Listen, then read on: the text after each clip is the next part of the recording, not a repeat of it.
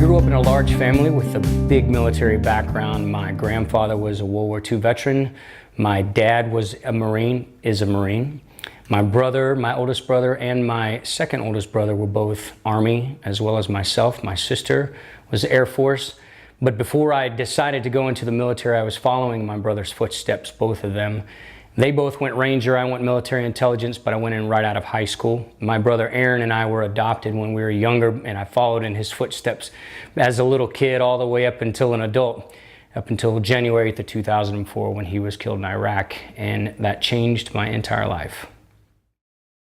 So my brother, CW2 Aaron Weaver, was killed in action on January 8th in 2004.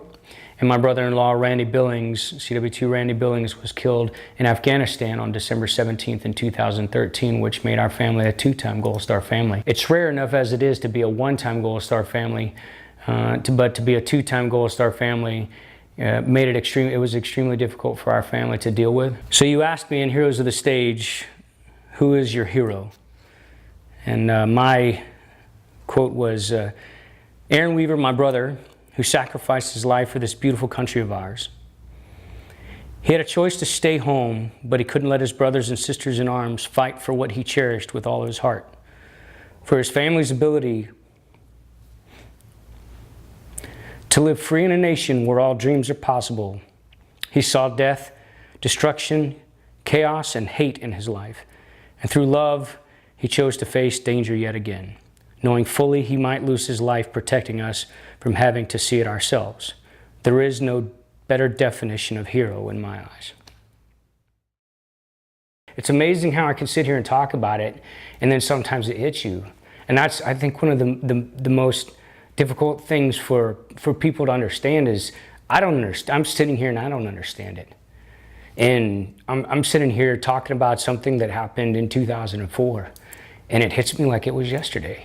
I think it's important to understand when our military service members are coming back from combat that they're dealing with a wide range of emotions that necessarily don't have to do with where they are, but where they came from. On the day-to-day basis, the op tempo is just not the same. They have to slow down. Everybody has to kind of regroup. It was amazing when I got to see running water when I came back to, I mean, I stood there and flushed the toilet over and over and over again. It's, I mean, hard to think that, but to watch the running water, you know, circling around in a toilet bowl, for goodness sake, and when you're used to using porta potties or burn pits or those kind of things, just something so simple as that is something that most people don't understand. So imagine if a military service member is dealing with a harsh situation that they had to go through, a harsh combat situation. Try to get somebody to understand that's from the normal everyday walk of life. I made a promise to myself when I started country music that I would never let people forget the sacrifices my brothers made, and I've talked about them every single time I've gotten on stage. I've written songs. I wake up every single day wondering how I can be successful and honor their sacrifices by being the best that I possibly can be, and that's how I deal with it. One of the things about music, especially when it is related to veterans, serving veterans, and the things that we can do, is it crosses all boundaries. People can relate to music, and it's been shown time and time again how it can soothe different symptoms and make you, it takes you to a different place, and I think that's an amazing thing. And combining music with a nonprofit event and any venue, of course, as an artist, I'm going to think that's great. But I've also got to see the direct effects of it, and being able to reach out to people that are listening to music and they hear a song or they see someone that on stage and they can relate to that person, and maybe it saves a life.